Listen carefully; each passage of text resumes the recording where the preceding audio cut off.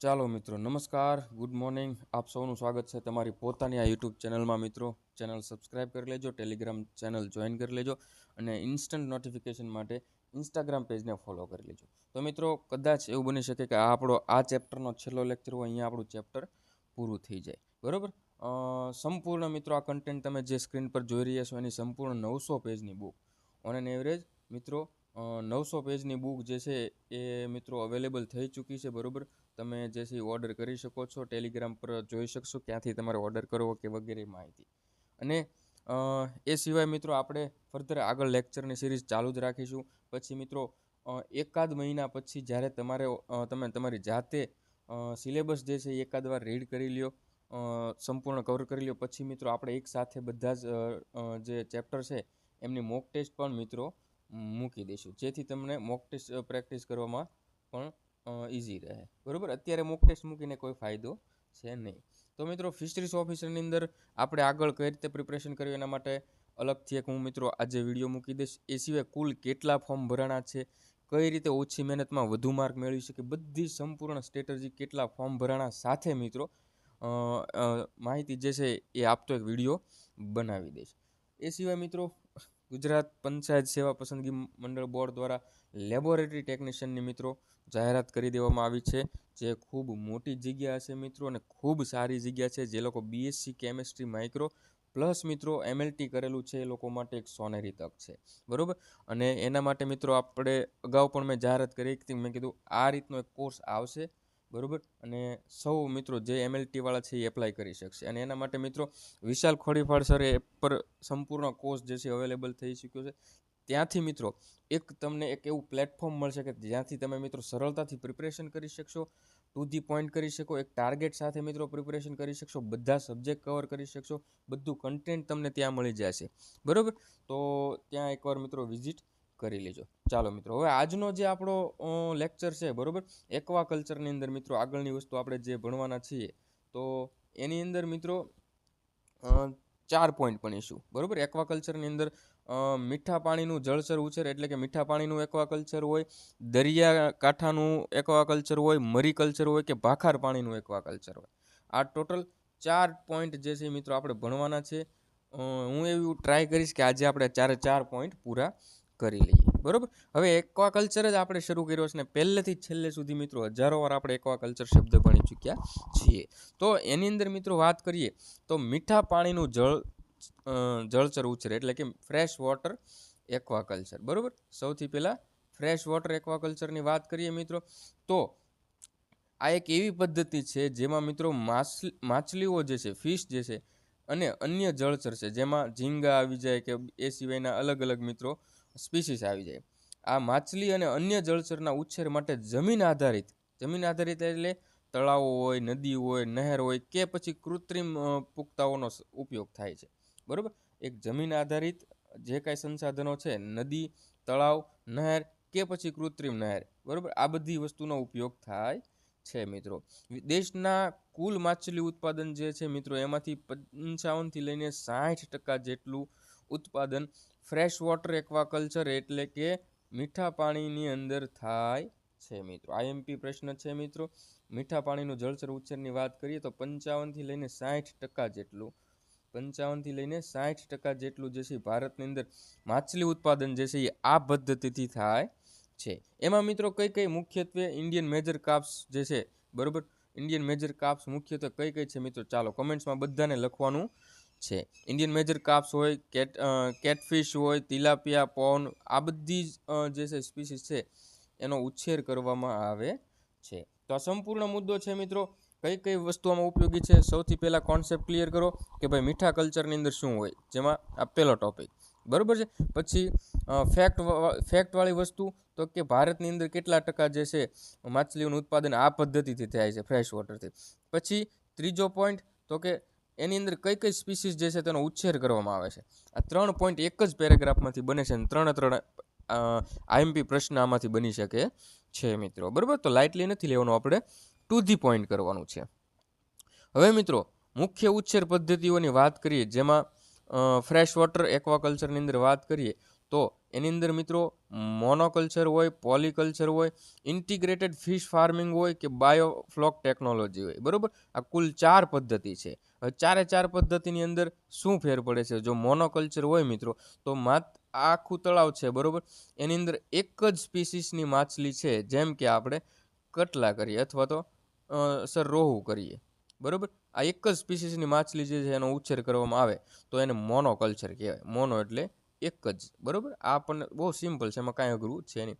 જેમાં ઉદાહરણમાં જોઈએ કોઈ પણ એક માત્ર કટલા અથવા તો રોહુ કોઈ પણ એક જ સ્પીસીસનો ઉછેર થાય, બરાબર, તો એને મોનોકલ્ચર કહેવાય, જે ઇન્ટેન્સિવ સિસ્ટમ માટે યોગ્ય છે. ચાલો, ઇન્ટેન્સિવ સિસ્ટમ એટલે શું થાય, ગુજરાતી એનું શું થાય કમેન્ટ્સની અંદર જણાવો. ત્યારબાદ મિત્રો પોલીકલ્ચર. પોલીકલ્ચર એટલે મિશ્ર ઉછેર, જેમાં કટલા, રોહુ, મૃગલ આખી 3 આ ઉદાહરણ છે. ઇન્ડિયન મેજર કાર્પ્સ 3 આવી જાય, બરાબર.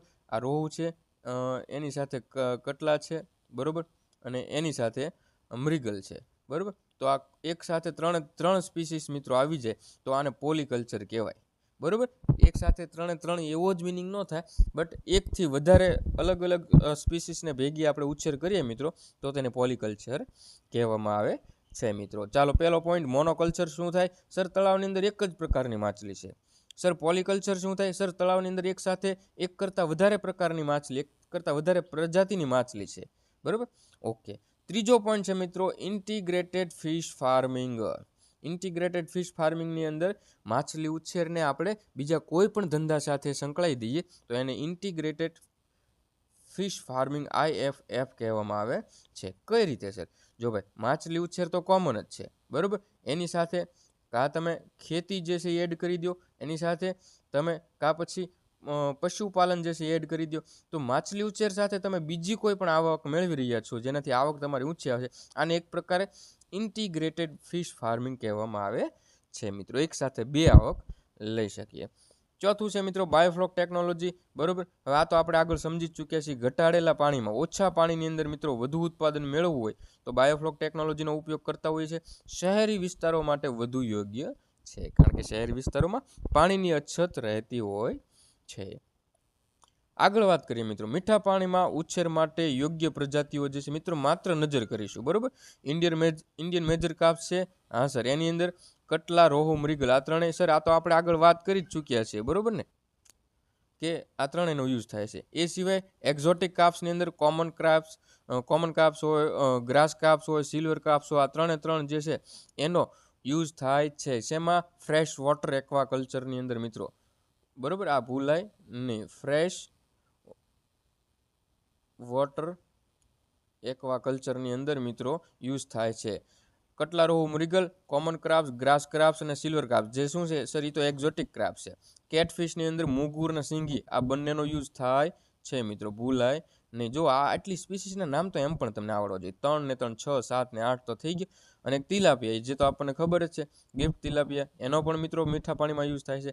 ફ્રેશ વોટર પાઉન્ડ જે છે મિત્રો એનો પણ યુઝ થાય છે, બરાબર.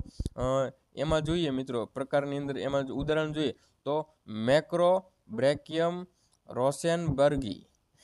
થોડું અઘરું છે મિત્રો, બટ સારું એવું છે, બોલે મજા આવશે, બરાબર. તો આટલી જે છે મિત્રો યોગ્ય જાતિઓ છે જેમાં મીઠા પાણીની અંદર ફ્રેશ વોટરની અંદર ઉછેર કરવા માટે. પ્રાકૃતિક સ્ત્રોતોની વાત કરીએ, આપણે એમ કીધું કે જમીન આધારિત સર તળાવો, નદીઓ, કૃત્રિમ નહેરો, બરાબર. તો એની અંદર વાત કરીએ તો સર નદી નહેર હોય, બરાબર, એની અંદર આપણે ફ્રેશ વોટર એટલે મીઠા પાણીનું જળચર ઉછેર કરી શકીએ. શરત પાણીને તળાવમાં ભરવાનું રહે છે. સતત વહેતી રહેતી હોય ને મિત્રો તો ના થાય, સ્ટેબલ પાણી રહે તો વધારે સારું પડે. કૃત્રિમ તળાવો, બરાબર, એમાં માટીના તળાવ હોય, HDPE જે છે લાઇનિંગ જે છે એના પણ તળાવો હોય. નર્સરી પોન્ડ હોય, બરાબર, એમાં ખાસ કરીને મિત્રો આ જે નાના જે બીજ જે છે, બરાબર, ફિંગરલિંગ્સ છે એના ઉછેર માટે થાય. ગાળણ પદ્ધતિની વાત કરીએ તો પંપ, ફિલ્ટર, એરેટર જરૂરી છે. હવે ફ્રેશ વોટર એક્વાકલ્ચરના લાભ શું? પોષણ મૂલ્યે ભરપૂર માછલીઓનું ઉત્પાદન કરી શકાય છે, હાંસર કરી શકે છે. ગ્રામીણ વિસ્તારોમાં રોજગાર અને આવક વધે છે, હાંસર વધે છે. ઓછું પાણી વપરાશ છે અને રીયુઝ પણ થાય છે, હાંસર. માછલી ઉછેરની સાથે ખેતી અને પશુપાલન પણ સંકલિત થઈ શકે છે. બહુ સરસ ફાયદા છે મિત્રો, મારા વહાલા મિત્રો. ચાલો તો હવે આગળ ચેલેન્જીસ ચુનૌતીઓ, બરાબર, એની વાત કરીએ, પડકારોની વાત કરીએ. જો ભાઈ પાણીની ગુણવત્તા જાળવવી મુશ્કેલ છે અહીંયા, બરાબર છે. મોસ્ટલી આ ખાસ ધ્યાન રાખવું, કારણ કે એક રીતે જોઈએ તો જે છે કુદરતી વ્યવસ્થા છે, ને એક રીતે જોઈએ તો આમાં થોડી ઘણી કૃત્રિમ વ્યવસ્થા, પણ સંપૂર્ણ કૃત્રિમ વ્યવસ્થા છે નહીં. જેમાંથી પાણી બદલાવું, જેમ કે નદી નહેર હોય તો એમાં પાણી તમારે ઘણીવાર પીએચ વધી ઓછી થઈ જાય, તો એને તમે કઈ રીતે બદલાવો?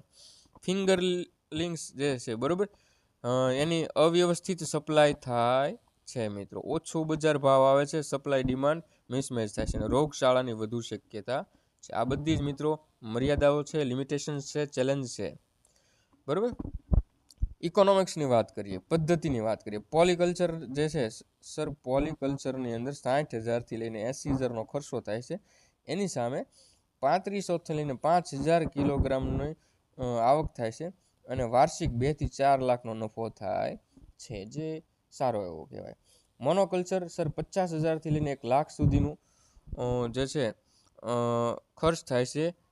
ડિપેન્ડ રહે છે એની જે એન્વાયરમેન્ટથી લઈને બધા જ ફેક્ટર પર એનું ઉત્પાદન, અને રિસ્કી છે મિત્રો નફા મેળવવામાં. બાયોફ્લેક જે છે 1.5 લાખથી 3 લાખ જે છે 10,000 કિલોગ્રામથી પણ વધારે મિત્રો ઉત્પાદન મેળવી શકાય છે. હાઈ રિસ્ક છે, બટ હાઈ રિટર્ન પણ મળે છે. MRF શેરની જેમ છે, બરાબર મિત્રો. સરકારી સહાય યોજનાની અંદર વાત કરીએ તો પ્રધાનમંત્રી મત્સ્ય સંપદા યોજના જે છે મિત્રો, એમાં સહાય મળે છે. જો આ તો મિત્રો પ્રશ્ન પૂછાય જ છે કે ભાઈ, બરાબર, જે કંઈ સ્કીમ છે એમાં તળાવો માટે સહાય આપે છે આ સ્કીમ. NFDB સ્કીમ જે છે મિત્રો, એ ઇન્ફ્રાસ્ટ્રક્ચર હેચરી સપોર્ટ માટે પણ સહાય આપે છે. કૃષિ યુનિવર્સિટી તથા માછલી ઉછેર વિભાગ જે છે મિત્રો, એ તાલીમ અને માર્ગદર્શન પૂરું પાડે છે મિત્રો. સમજાય છે મિત્રો મારા વાલા મિત્રો? તો હવે આપણે આગળ ચાલીએ મિત્રો. તો આ હતું મીઠા પાણીનું જળચર ઉછેર, ભારતમાં સૌથી વ્યાપક અને વણસતા પાણીમાં શક્ય રહેલું નફાકારક વ્યવસાય છે. ભારતમાં કેટલા સર? 55થી લઈને 60% જેટલું થાય છે. ઓકે. સરકારી સહાય મિત્રો, વૈજ્ઞાનિક માર્ગદર્શન અને નવી ટેકનિક અપનાવવાથી આ ઉદ્યોગને નાના ખેડૂતથી લઈને મોટા ઉદ્યોગ સાહસિક સુધી મોટો ઊંડો અર્થશાસ્ત્ર ઊભો કરે છે મિત્રો. ચાલો હવે આગળનો ટોપિક્સ લઈએ, દરિયાકાંઠાનું જળચર ઉછેર. જો ભાઈ આગળ મીઠા પાણીનું હતું, બરાબર, ફ્રેશ વોટર એક્વાકલ્ચર. અહીંયા જે છે દરિયાકાંઠાનું જળચર ઉછેર એટલે બ્રેકિશ વોટર એક્વાકલ્ચર. બ્રેકિશ વોટર એક્વાકલ્ચર છે.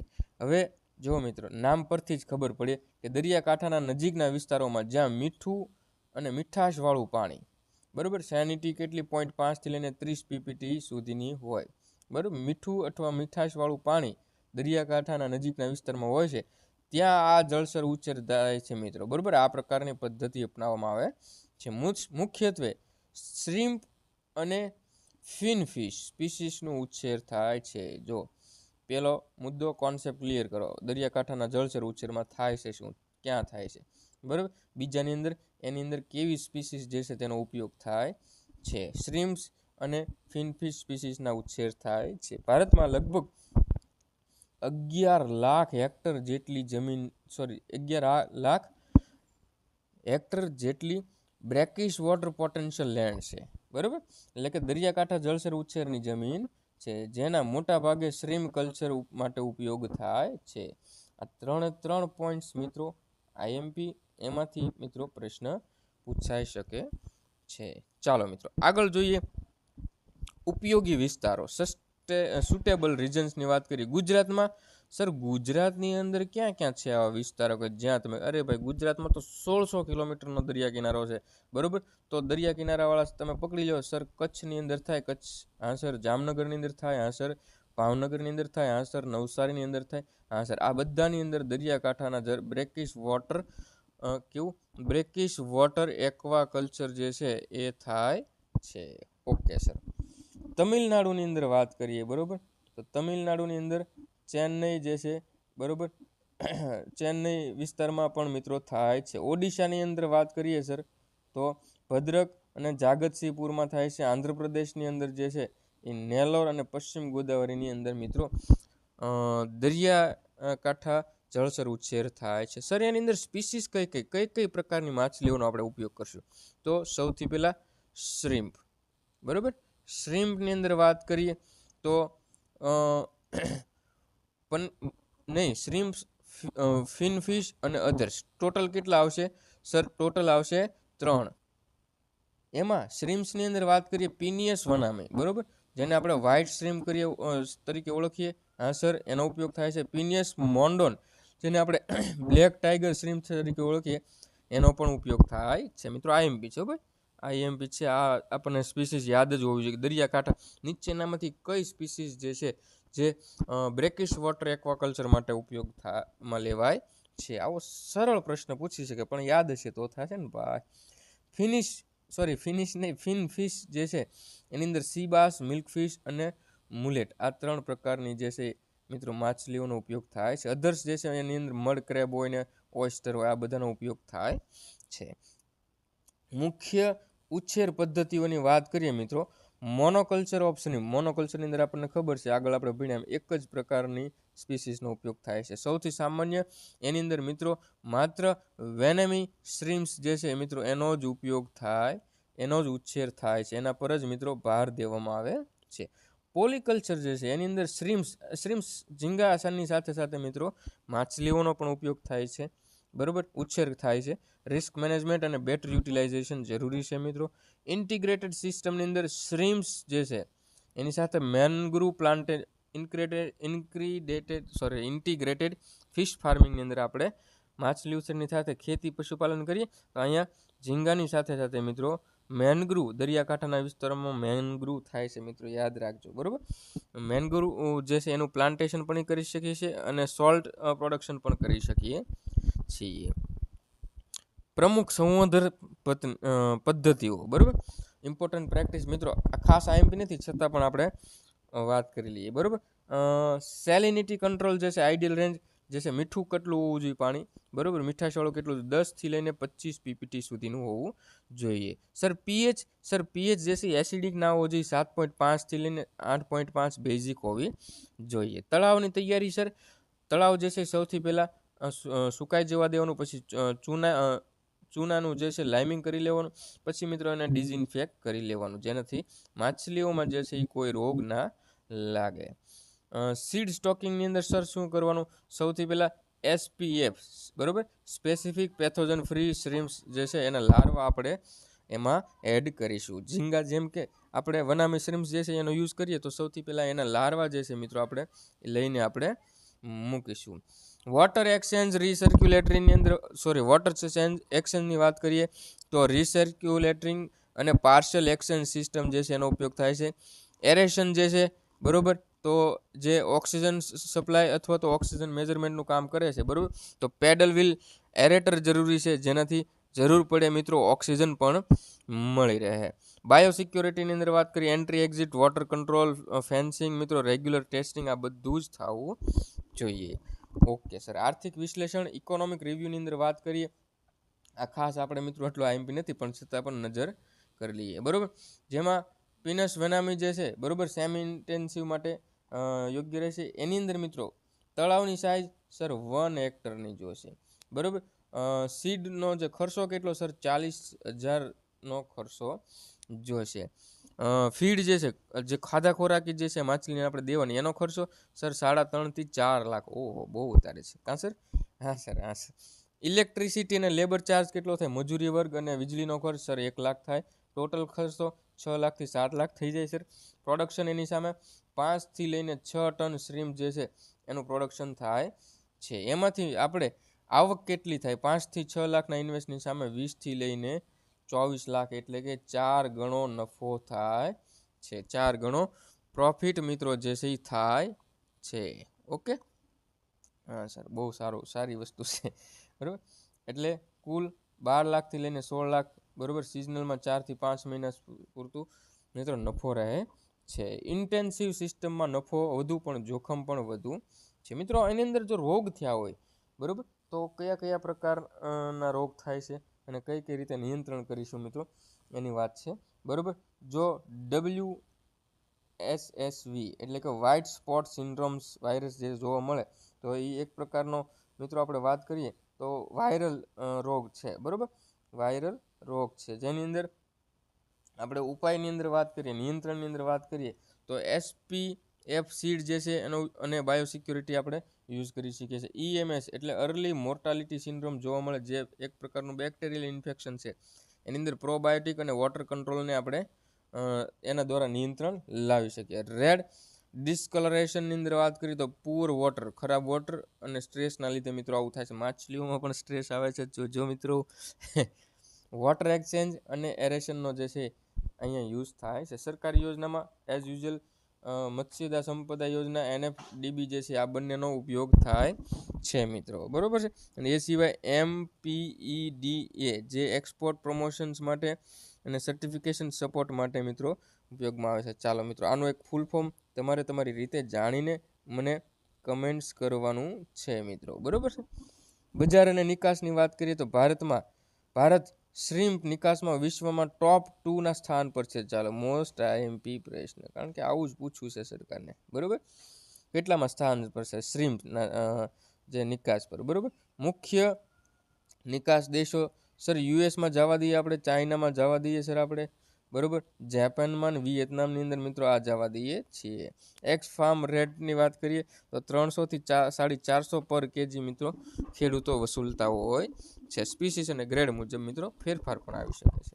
તો મિત્રો આ હતું દરિયાકાંઠાનું જળચર ઉછેર, બ્રેકિશ વોટર એક્વા કલ્ચર. હવે મિત્રો આપણે જે વાત કરવાના છીએ એ જ છે મિત્રો મરીકલ્ચર. મરીકલ્ચર શું છે? મરીકલ્ચર. હવે મરીકલ્ચર છે તો આપણે ગુજરાતી પ્રમાણે જોઈએ તો આને સંધિ છૂટી પાડીએ આપણે, બરોબર. તો મરીમાંથી મરીન શું થાય છે મિત્રો? Marine culture. તો બે શબ્દ છે, મરીન અને કલ્ચર. મરીન એટલે દરિયો ને કલ્ચર એટલે ઉછેર થાય, બરોબર. મરીકલ્ચર એટલે દરિયાઈ પાણીમાં માછલી, ઝીંગા, શંખ, મોતી, સીડ વગેરે જેવા જળચર જીવોનું નિયંત્રિત ઉછેર. ભારત પાસે અંદાજિત કેટલો 8,000 કિલોમીટરથી પણ વધુ દરિયાઈ જે છે સીમા છે મિત્રો, જેમાં મરીકલ્ચર માટે વિશાળ સંભાવનાઓ છે.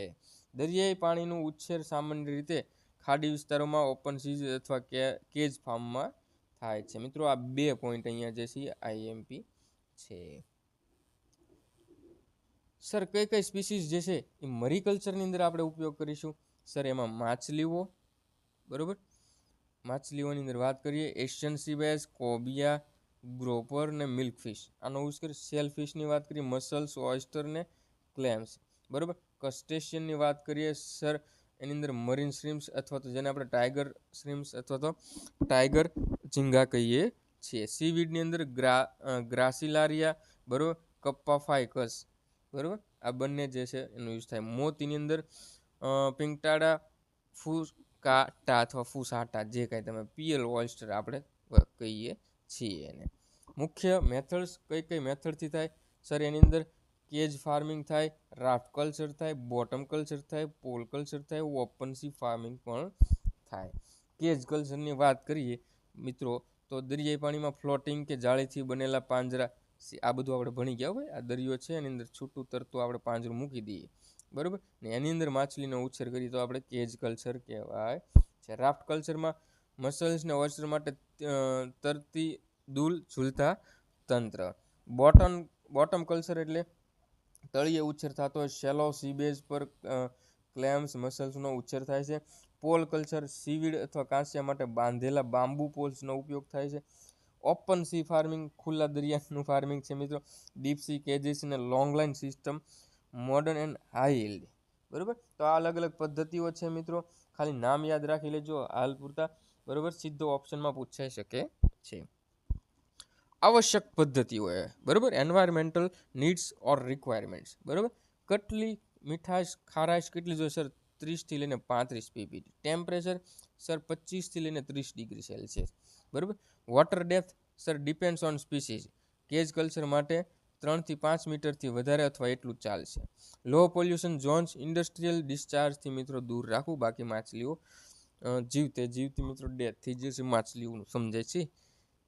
આ સર સમજાય છે. સુવિધાઓ અને સાધનોની અંદર વાત કરીએ તો મિત્રો HDPE ગેલ્વેનાઇઝ આયન કેજ મિત્રો પાંજરું, બરોબર.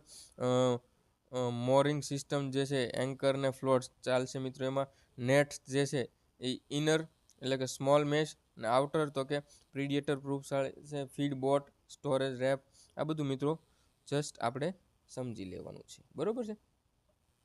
ઇકોનોમિક્સ એટલું બધું પૂછાઈ નહીં શકે પણ વાત કરી લઈએ, બરોબર. સી બાસ, બરોબર. સી બાસ માટે પાંજરાની સાઇઝ, કેજની સાઇઝ 6x6x4, પ્રોડક્શન 1.5 ટન, આવક તો 6 થી લઈને 9 લાખ પર કેજ આવક થઈ શકે, બહુ સારી આવક છે.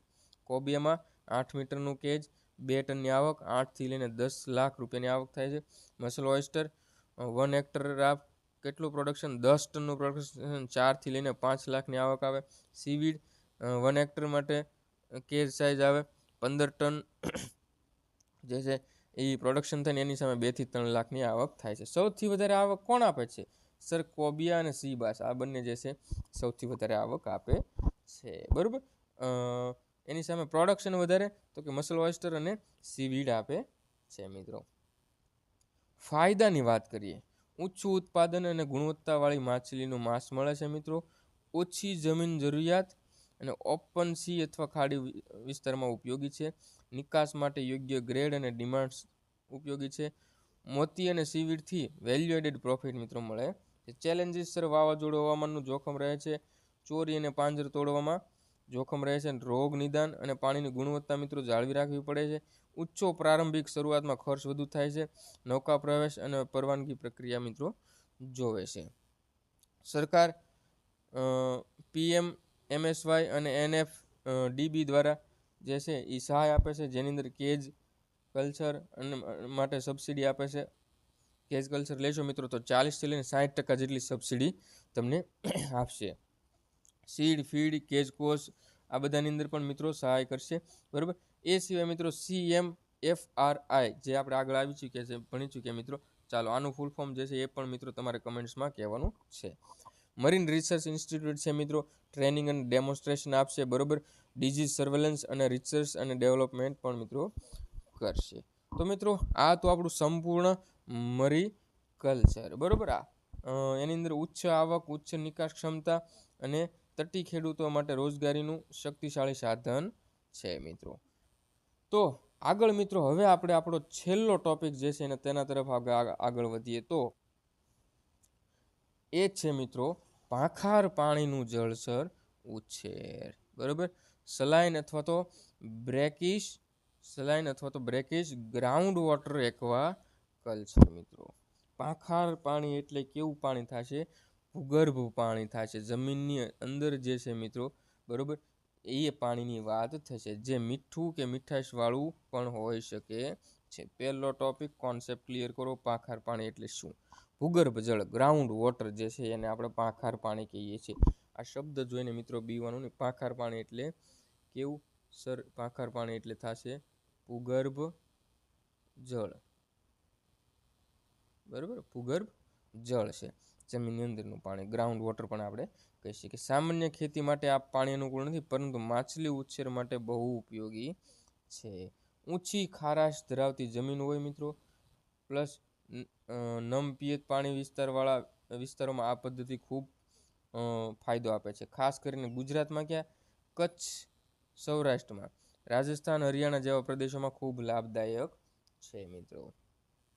લક્ષણો તો સર કેટલી ખારાશ હોવી જોઈએ પાણીની? 2 થી લઈને 30 PPT પ્રજાતિ મુજબ અલગ અલગ રહેશે. ડેપ્થ 10 થી લઈને 100 મીટરની ઊંડાઈ, બરોબર, સુધી ભાખાર પિયત પાણી મળી શકે છે.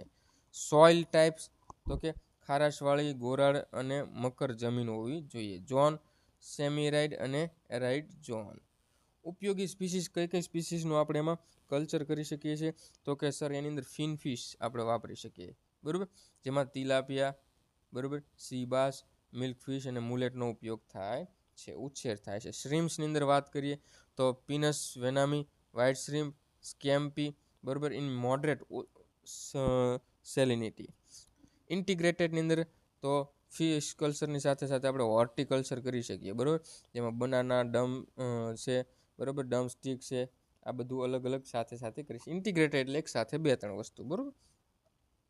ઉછેર પદ્ધતિઓ તો HDPE મિત્રો આ પણ આપણે ભણી ચૂક્યા છે. આનું ફૂલ ફોર્મ જે છે એ પણ મિત્રો કમેન્ટ્સમાં જણાવો, બરોબર. પોન્ડ્સ, લાઇન પોન્ડ્સ, નાબૂદ જમીનમાં મિત્રો લીકેજ અટકાવવા માટે.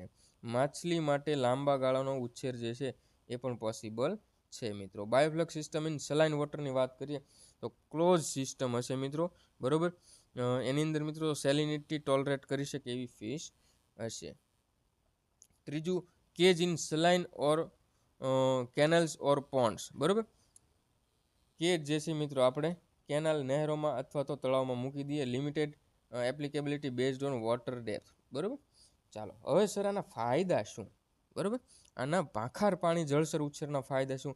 જો ભાઈ ખારાશવાળું પાણી હશે જે ખેતી માટે કેવું હશે સર? ખેતીમાં ખારું પાણી થોડું હાલશે, બરોબર. ક્ષારવાળું પાણી ખેતીમાં નહીં હાલે. તો એ નહીં હાલે તો એની અંદર મિત્રો આપણે કરી લઈશું આપણું કામ, એટલે કે માછલી ઉછેર, બરોબર. જમીનનો જે છે એ સારો એવો ઉપયોગ થઈ જાય છે. જે ખરેખર કામની જમીન નથી, પડતર જમીન રહે છે મિત્રો, ખારું પાણી આવે છે ત્યાં આપણે આ કરી શકીએ. ભૂગર્ભ પાણીનો નિયંત્રિત અને લાભદાયક ઉપયોગ મિત્રો થાય છે. Water reuse possible in sum raas model, બરોબર. ઘણા રાસ મોડલની અંદર પાણીને ફરીથી આપણે રિયુઝ પણ કરી શકીએ છીએ. નફાકારક આવક, બરોબર. ઇવન ઇન ડ્રાય ઝોન, જ્યાં સૂકો વિસ્તાર છે મિત્રો, ત્યાં પણ તમે નફો લઈ શકો છો મિત્રો. મિત્રો આવક, ખર્ચ અને નફો જે છે એ તમારી રીતે નજર કરી લેજો મિત્રો, બરોબર. એટલું આઈએમપી નથી પણ નજર હોવી જોઈએ. બુક્સ બનાવો છો તો લખી પણ લેજો, બરોબર છે. ચેલેન્જીસની વાત કરીએ તો ફ્લોરાઇડ હોય, નાઇટ્રેટ કે ટોક્સિક મેટલના જથ્થાથી ભાખાર પાણી જે છે ક્યારેક અમુક સ્પીસીસ માટે અયોગ્ય થઈ શકે છે. આ મેટલ્સના જથ્થાથી પાણી જે છે એ સ્પીસીસને નુકસાન કરી શકે છે. વોટર ડેપ્થ અને ઇલ્ડ દરેક વિસ્તારમાં અલગ હોય છે મિત્રો, બરોબર. પોન્ડ કોસ્ટ જે છે મિત્રો, ઇનિશિયલ શરૂઆતમાં મિત્રો વધારે ઇન્વેસ્ટ કરવાનું રહે છે. માર્કેટ લિંકેજ જરૂરી છે. માર્કેટની અંદર મિત્રો છેડાશે તો જ તમે સેલ કરી શકશો. ગવર્મેન્ટ સપોર્ટ તો આપણે એઝ યુઝ્યુઅલ બંને જે છે એ સ્કીમ જે છે એ મિત્રો, એ સિવાય મિત્રો ગુજરાત ફિશરીઝ ડિપાર્ટમેન્ટ જે છે, બરોબર, તાલુકા અને ગ્રામ્ય સ્તરે માર્ગદર્શન આપે છે મિત્રો, બરોબર. ચાલો એ સિવાય સબસિડી આપે છે બીજ અને ખારાપાટ લેન્ડની અંદર મિત્રો બીજિંગ કરવા માટે ગુજરાત સરકાર સબસિડી પણ આપે છે મિત્રો, બરોબર. તો મિત્રો ભાખાર પાણીની વાત કરીએ, બરોબર. પિયત પાણી ધરાવતી જમીનો ખેતીઓ માટે મુશ્કેલ હોય પણ માછલીઓ માટે આશીર્વાદરૂપ છે, બરોબર. યોગ્ય સ્પીસીસ અને પોન્ડ ડિઝાઇન અને તકનીકી માર્ગદર્શન આપવામાં આવે તો આ પદ્ધતિ સૂકા વિસ્તારોમાં પણ સંપત્તિ અને રોજગારનું મજબૂત સાધન બની શકે છે મિત્રો. ઓકે, તો મિત્રો અહીંયા આપણું પહેલું ચેપ્ટર કયું છે સર? એક્વા કલ્ચર છે. કયું છે? એક્વા કલ્ચર જે છે મિત્રો અહીંયા પૂરું થાય છે, બરોબર. કુલ 7 જેવા લેક્ચર થાય છે મિત્રો, બરોબર છે. અને હવે મિત્રો આપણે આગળ લેક્ચર ચલાવીશું. જો આ 7 લેક્ચર જે છે મિત્રો, બરોબર, ઓન એન એવરેજ તમે 30 મિનિટ ગણો તો 7 તેરીને 21 એટલે કે 210 મિનિટ થઈ. એટલે 210 થઈ એટલે ઓન એન એવરેજ 3.5 કલાકના જે છે મિત્રો આપણું એક્વા કલ્ચર ચાલ્યું, બરોબર. અને લોકો 45 મિનિટની અંદર એક લેક્ચર પૂરો કરી દેતા હોય છે. મને નથી સમજાતું તે આ કઈ રીતે પોસિબલ છે. કંઈ વાંધો નહીં મિત્રો, આપણે બધા લેક્ચર જોઈશું, નોટ્સ બનાવીશું. હવે એક્વા કલ્ચર સિલેબસની અંદર મિત્રો 5 માર્ક્સનું હોય તો આપણે 1 પણ માર્ક્સ ચાવવો ના જોઈએ મિત્રો, બરોબર. અને આગળ હજારો વિદ્યાર્થીઓ મિત્રો આ રીતે આપણી બુક્સમાંથી કરી ચૂક્યા છે, બરોબર. અને બધા જ મિત્રો ફાયદામાં છે એટલે કહું છું મિત્રો, બરોબર. તમે જો ઈચ્છો છો તો મિત્રો તમે બુક લઈ શકો છો, બરોબર. મોડું ના થાય મિત્રો. ચાલો મિત્રો, વધારે કાંઈ ના કહેતા આજ માટે આટલું જ. જય હિન્દ, જય ભારત.